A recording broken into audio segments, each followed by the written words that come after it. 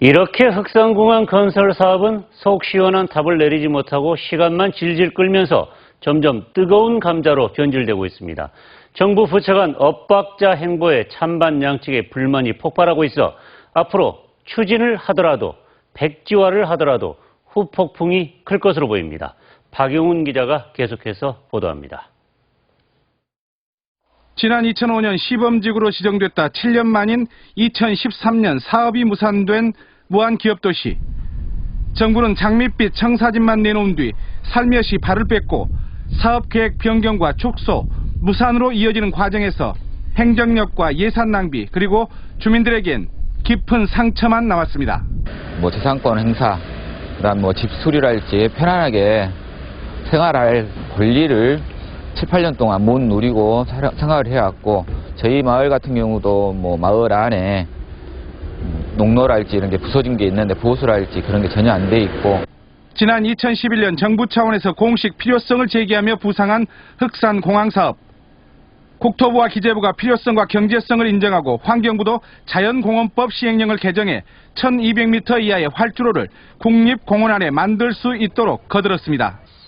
그런데 예산은 배정하고 공항에 대비해 철새 보호 도래지 지원 사업까지 진행되고 있는데 한편에서는 전제 조건인 국립공원계획 변경이 이루어지지 않고 있습니다. 정부 부처에서 한쪽은 진행하고 다른 한쪽은 막는 도돌이표 형국이 반복되고 있습니다. 세 차례 경제 타당성 분석 결과도 결국 상황에 따라 입맛대로 내놨다는 비난을 살 수밖에 없습니다.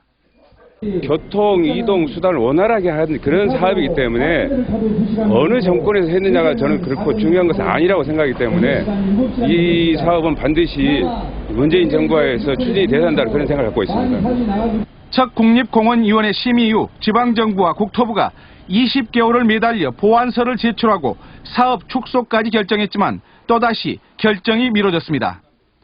공항 건설 반대 측은 대안을 요구하고 찬성 주민들은 국립공원 해제 등 더욱 강도 높은 정부 투쟁을 예고하고 있습니다. 이 위험한 활주로와 시계 비행을 해야 하는 소규모 공항 비행기를 통해서 이동권을 보장할 수 없다고 생각하기 때문에 주민들의 이동권을 포기하라는 말씀이 아니고 조금 더 나은 대안을 정부가 만들었으면 하는 그런 바람이 있습니다. 주민들이 나서서 국립공원 해제를 요구를 할 겁니다.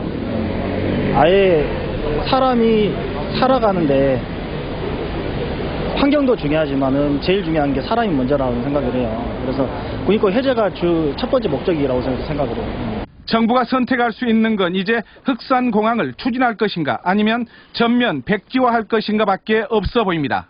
함께 추진된 울릉공항은 국립공원이 아니라는 이유로 사업이 진행되고 있는 상황이어서 지역차별과 갈등으로 점화될 가능성도 안고 있습니다. 보류가 아니다, 다시 논의하겠다, 보완서는 최종이다는 등 이해 못할 발표를 내세우며 정부가 선명한 결정을 내놓지 않고 있는 사이 흑산공항은 주민 갈등과 불신을 키우는 사업이 돼가고 있습니다. MBC 뉴스 박영훈입니다.